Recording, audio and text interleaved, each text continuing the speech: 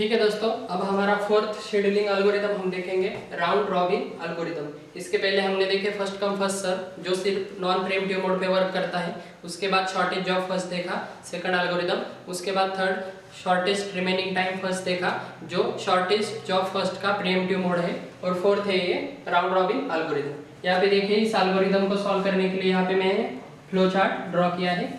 यहाँ पे देखिए अगर हमारी कोई प्रोसेस रेडी क्यू में है तो हमें क्या करना है, पहले उसे सिलेक्ट करना है। सिलेक्ट करने के बाद अगर हमारा बर्स्ट टाइम उस प्रोसेस का बर्स्ट टाइम अगर टाइम क्वांटम से लेस, टाइम क्वांटम क्या होता है, एक फिक्स टाइम होता है जो क्या होता है सभी प्रोसेस के लिए मैक्सिमम हम उसी टाइम के लिए एग्जीक्यूट कर सकते हैं कोई भी प्रोसेस। ठीक है, अगर ये बर्स्ट टाइम लेस है टाइम क्वांटम से तो क्या होगा, एग्जीक्यूट टिल कंप्लीशन, मतलब हमारी प्रोसेस जब तक कंप्लीट नहीं होती तब तक हम क्या कर सकते हैं, एग्जीक्यूट कर सकते हैं। लेकिन अगर हमारा बर्स्ट टाइम अगर ग्रेटर है मतलब ज्यादा है टाइम क्वांटम से तो हमें कहाँ तक एग्जीक्यूट करना होगा, सिर्फ टाइम क्वांटम तक एग्जीक्यूट करना होगा।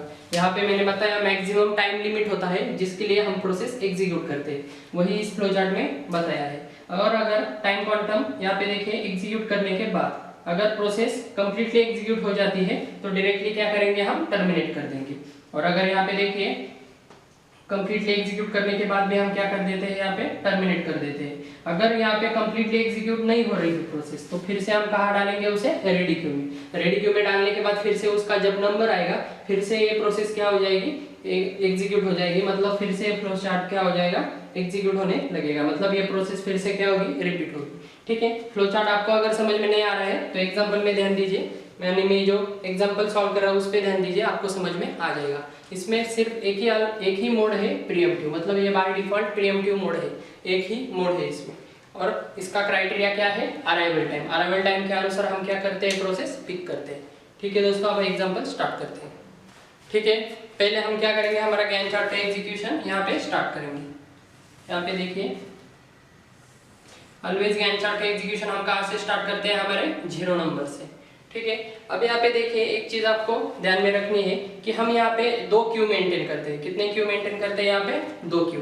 एक कौन सा क्यू हम मेंटेन करेंगे, हम एक हॉरिजॉन्टल क्यू मेंटेन करेंगे और दोनों क्यू क्या होंगे, हमारे रेडी क्यू ही होंगे। एक हॉरिजॉन्टल रेडी क्यू और एक क्या करेंगे हम यहाँ पे सर्कुलर रेडी क्यू।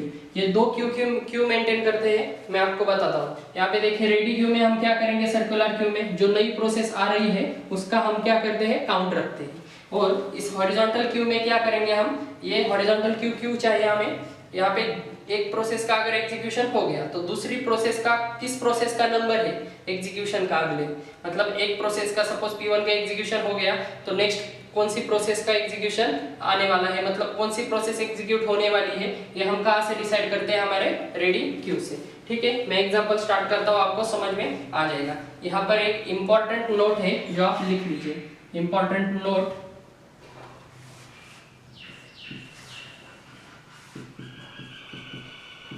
पहली नोट है यहाँ पे देखिए, first write new arrive process. First क्या लिखना है, हमें न्यू अराइव प्रोसेस लिखना है। और सेकंड नोट है then perform shift operation if required, अगर रिक्वायर्ड है तो। यहाँ पे देखिए फर्स्ट नोट क्या है, first write new arrive process. New arrive process हमें क्या करनी है, पहले लिखनी है। न्यू अराइव प्रोसेस हमें पहले लिखनी है और उसके बाद क्या करना है, हमें शिफ्ट ऑपरेशन परफॉर्म करना है अगर जरूरत है तो। ये मैं आपको बताता हूँ ये नोट क्या है। हम एग्जाम्पल स्टार्ट करते हैं। ठीक है, एग्जाम्पल स्टार्ट करते हैं। 0 से कौन सी प्रोसेस स्टार्ट होगी, हमारी P1। यहाँ पे देखिए 0 को कौन सी प्रोसेस अराइव हो रही है, हमारी P1 अराइव हो रही है, क्योंकि सबसे कम अराइवल टाइम किसका है, 0 किसका है, P1 का है। एक ही प्रोसेस आ रही है इसलिए हम डायरेक्टली क्या करेंगे, वही एग्जीक्यूट करेंगे। इस एग्जांपल के लिए टाइम क्वांटम कितना दिया है, हमारे एग्जांपल के लिए 2 टाइम यूनिट दिया है। मतलब मैक्सिमम कितने तक एग्जीक्यूट कर सकते हैं, हम 2 तक एग्जीक्यूट कर सकते हैं। यहाँ पे देखिए 0 से लेकर 2 तक क्या करेंगे, एग्जीक्यूट करेंगे। हमारे फ्लो चार्ट में हम देख सकते हैं हमारा बस टाइम क्या है, 4 है। 4 is less than time quantum. Time quantum क्या है, 2 है। ये वैल्यू क्या है, फॉल्स है। फॉल्स होने के बाद ये क्या करेंगे, हम execute for time quantum, time quantum के लिए क्या करेंगे, एग्जीक्यूट करेंगे, यानी मैक्सिमम कहाँ तक एग्जीक्यूट करेंगे हम, 0 से लेके 2 यूनिट तक, मतलब 2 यूनिट के लिए एग्जीक्यूट करेंगे। अब यहाँ पे देखिए रूल क्या है, पहला first write new arrival process. पहले हमें क्या करनी है, P1 का एग्जीक्यूशन स्टार्ट कर दिया हमने, P1 का एग्जीक्यूशन स्टार्ट करने के बाद हम क्या करेंगे, first write new arrival process. New arrival process कौन सी है, मतलब 0 के बाद और 2 पकड़ के 2 से पहले, मतलब 0 के बाद क्या आया, 1 आया और क्या आया, 2 आया। अब 0 को कौन सी प्रोसेस न्यू आ रही हुई और 2 को कौन सी प्रोसेस आ रही हुई, यहाँ पे देखिए 1 को कौन सी प्रोसेस आ रही हुई, 0 के बाद 1 को P2 आ गई और 2 को कौन सी आ गई, P3 आ गई। यहाँ पे देखिए 1 को P2 आ गए और 2 को कौन सी आ गई, P3 आ गई। हमें इस हॉरिजॉन्टल रेडी क्यू में क्या करना है, जो नई प्रोसेस आई है वो लिखना है। P2 पहले आई, वो पहले लिखेंगे अराइवल टाइम के अनुसार, क्योंकि हमारा क्राइटेरिया क्या है, अराइवल टाइम। यहाँ पे P2 पहले लिखेंगे और बाद में क्या लिखेंगे हम, P3 लिखेंगे। और यहाँ पे देखिए मैक्सिमम कहाँ तक लिखेंगे, जब तक एग्जीक्यूशन हुआ है, मतलब तब तक ही। तो 2 प्रोसेस अराइव हुए हैं। यहाँ पे देखिए पहले प्रोसेस का एग्जीक्यूशन कंप्लीट हुआ है, मतलब ये प्रोसेस क्या हो जाएगी, कंप्लीट हो जाएगी। लेकिन यहाँ पे देखिए 2 यूनिट के लिए एग्जीक्यूट हुआ है सिर्फ, और 2 यूनिट क्या है, रिमेन है, मतलब ये टर्मिनेट होगी नहीं। यहाँ पे देखिए first write new arrival process, new arrival process हमने लिख दिए और उसके बाद क्या करना है, हमें शिफ्ट ऑपरेशन परफॉर्म करना है इफ रिक्वायर्ड है तो, मतलब यहाँ पे अगर 0 हो गया तो शिफ्ट नहीं करना है। यहाँ पे 2 है इसलिए क्या करेंगे, हम शिफ्ट करेंगे, क्योंकि ये प्रोसेस अभी भी कंप्लीट नहीं हुई है। यहाँ पे P1 हमने कहा शिफ्ट कर दी नेक्स्ट को। फिर से देखिए, अब यहाँ पे देखिए इस प्रोसेस का एग्जीक्यूशन हो गया। नेक्स्ट कौन से प्रोसेस का नंबर है हमारे, P2 का। P2 क्या होगी, यहाँ पे एग्जीक्यूट होगी। मैंने पहले आपको बताया था ये रेडी क्यू हम क्यों लिख रहे हैं, क्योंकि न्यू कौन सी प्रोसेस आ रही हो रही है हमारे क्यू में, इसलिए। और ये क्यों लिख रहे हैं, एक प्रोसेस एग्जीक्यूट होने के बाद दूसरे कौन से प्रोसेस का नंबर है हमारे चार्ट में एग्जीक्यूट करने के लिए, ये हमें क्या करना पड़ता है, ट्रैक करना पड़ता है। इसलिए ये दूसरा क्यू क्या कर रहे हैं, हम हॉरिजॉन्टल लिख रहे हैं। ठीक है, P2 एग्जीक्यूट होगी, कहाँ तक एग्जीक्यूट होगी, मैक्सिमम टाइम क्वांटम तक। ठीक है, आप चार्ट देख सकते हैं। डायरेक्टली मैं आपको बताता हूँ कि अगर आपका बस टाइम ज्यादा है टाइम क्वांटम से, तो डायरेक्टली कहाँ तक एग्जीक्यूट करेंगे हम, टाइम क्वांटम, यानी 2 + 4 क्या, 2 + 2 क्या होंगे, 4 होंगे, और 2 क्या होंगे, यहाँ से माइनस होंगे, कितने रह गए, 3 रह गए। यहाँ पे देखिए 4 तक कोई नई प्रोसेस आई है क्या, चेक करिए, मतलब 2 के बाद और 4 पकड़ के 4 से पहले, मतलब 3 को और 4 को कोई प्रोसेस आई है क्या। यहाँ पे देखिए 3 अराइवल टाइम को कौन सी आई है, P4 आई है, और 4 अराइवल टाइम को कौन सी आई है, P4 आई है। वो जिस अनुसार आई है, मतलब जो पहले आई है वो क्या करेंगे, हम पहले लिखेंगे, क्योंकि रूल क्या है हमारा, first write new arrival process. P3 पहले लिखेंगे और P4 पहले लिखेंगे और P5 क्या लिखेंगे, हम बाद में लिखेंगे। ठीक है, उसके बाद क्या कहता है हमारा rule, then perform shift operation if required, मतलब शिफ्ट करेंगे अगर जरूरत है तो। यहाँ पे देखिए 3 यूनिट रिमेनिंग है P2 के, इसलिए इसको शिफ्ट करना जरूरी है। P2 क्या करेंगे, शिफ्ट करेंगे। नेक्स्ट देखिए हम अब कौन सा एग्जीक्यूशन करेंगे, हमारे नेक्स्ट प्रोसेस का, कौन सी प्रोसेस, P3 का क्या करेंगे, नंबर आएगा P3 का, इसका एग्जीक्यूशन स्टार्ट करेंगे। मैक्सिमम कहाँ तक कर सकते हैं, 2 यूनिट तक। यहाँ पे देखिए 2 का क्या हो जाएगा, 0 हो जाएगा, और यहाँ पे 4 + 2 कितना हो जाएगा, 6 हो जाएगा। ठीक है, first write new arrival process हम लिखेंगे 4 के बाद और 6 पकड़ के 6 से पहले, मतलब 5 और 6, इन 2 में कौन सी प्रोसेस नहीं आ रही है वो चेक करेंगे। 5 में कौन सी आ रही है क्या, नहीं। यहाँ पे देखिए 6 को कौन सी आ रही है, P6 आ रही है, मतलब सिर्फ कौन सी प्रोसेस आएगी यहाँ पे, न्यू P6 आएगी। ठीक है, समझ में आ रहा है दोस्तों, सिर्फ कौन सी आएगी, P6।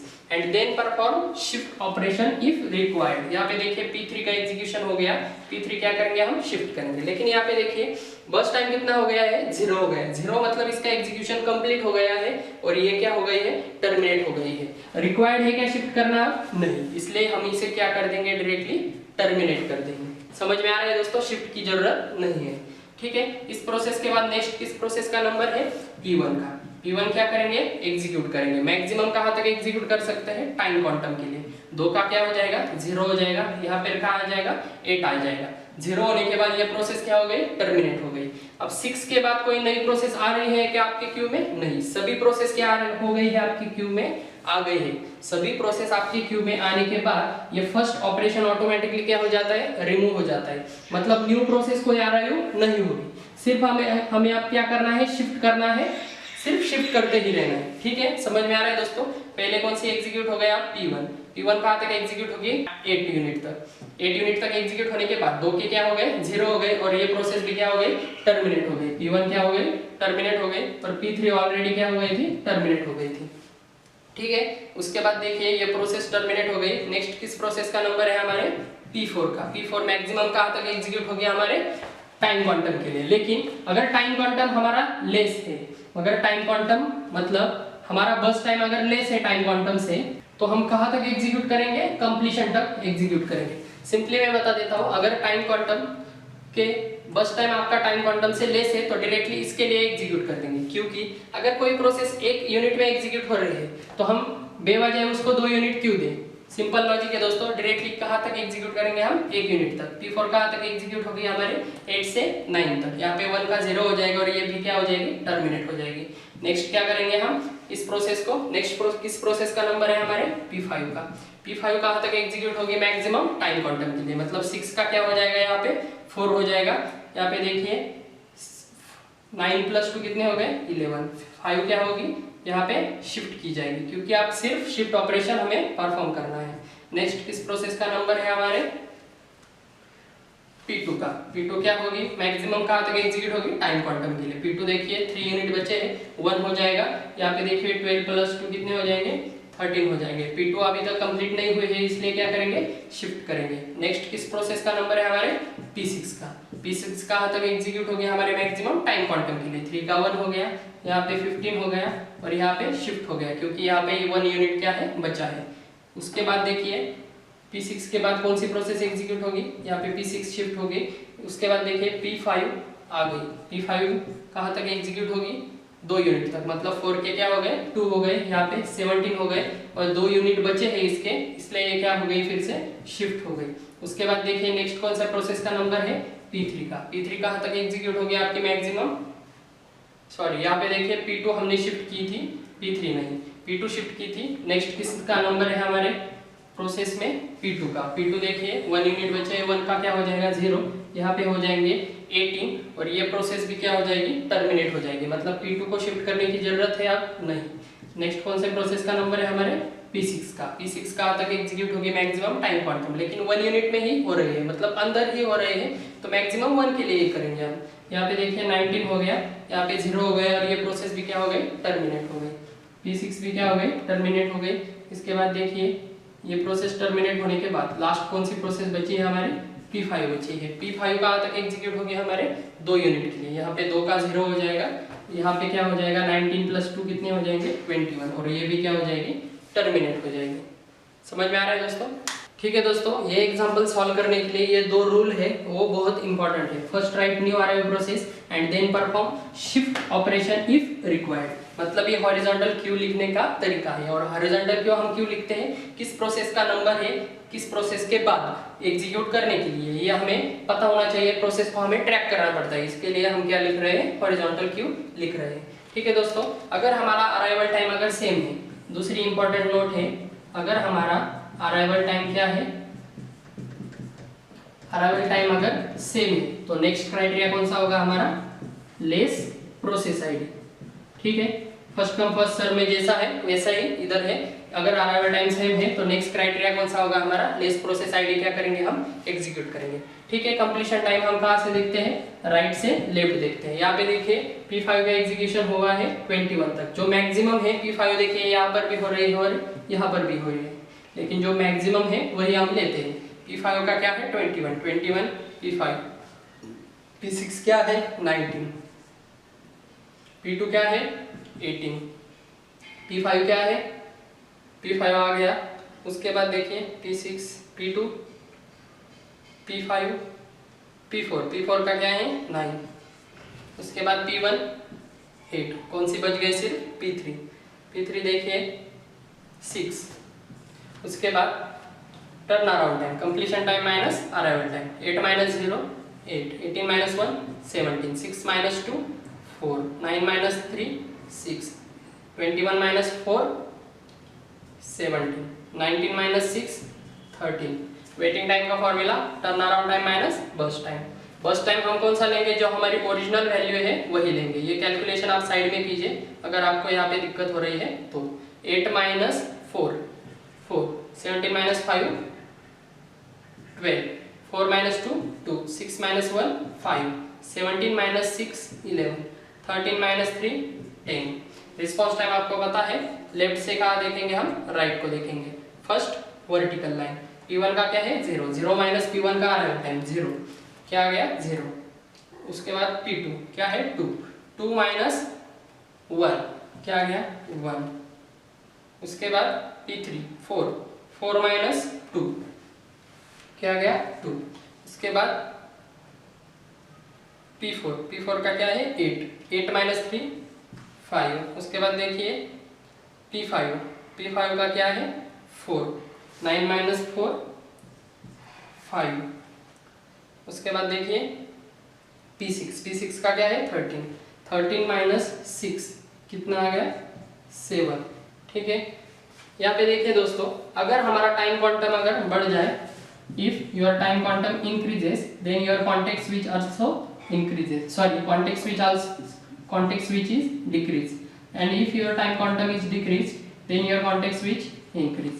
यहाँ पे देखिए, अगर टाइम क्वांटम हमारा बढ़ जाए, टाइम क्वांटम बढ़ने के बाद क्या होगा, हमारा जो एग्जीक्यूशन टाइम है, सपोज टाइम क्वांटम हमने यहाँ पे लिख दिया 4, और यहाँ पे क्या हो जाएगा, फिर P1 मैक्सिमम कहाँ तक एग्जीक्यूट हो सकता है 4 तक एग्जीक्यूट होने के बाद उसको दूसरे प्रोसेस को एग्जीक्यूट करने के लिए कहाँ चांस मिलेगा 4 के बाद। लेकिन यहाँ पे देखिए 2 यूनिट एग्जीक्यूट करने के बाद ही उसे चांस मिल रहा है। मतलब अगर लेस टाइम क्वांटम होगा तो कॉन्टेक्स्ट स्विच मतलब old process is replace with new process, यानी अगर हम सिंपल भाषा में कॉन्टेक्स्ट स्विच को कहें तो old process is replace with new process. यहाँ पे देखिए, अगर टाइम क्वांटम कम होगा तो कॉन्टेक्स्ट स्विच क्या होगा ज्यादा होगा, और टाइम क्वांटम अगर ज्यादा होगा तो कॉन्टेक्स्ट स्विच क्या होगा कम होगा। ठीक है दोस्तों, एवरेज टर्नअराउंड टाइम आप निकाल सकते हैं total divide by number of process, और वेटिंग टाइम का भी सेम फॉर्मूला है, total number of divide by number of process. ठीक है दोस्तों, अगर आपने हमारे चैनल को सब्सक्राइब नहीं किया होगा तो सब्सक्राइब कीजिए और बेल आइकन को क्लिक कीजिए ताकि नए वीडियो आपको सबसे पहले मिल सके। Thank you.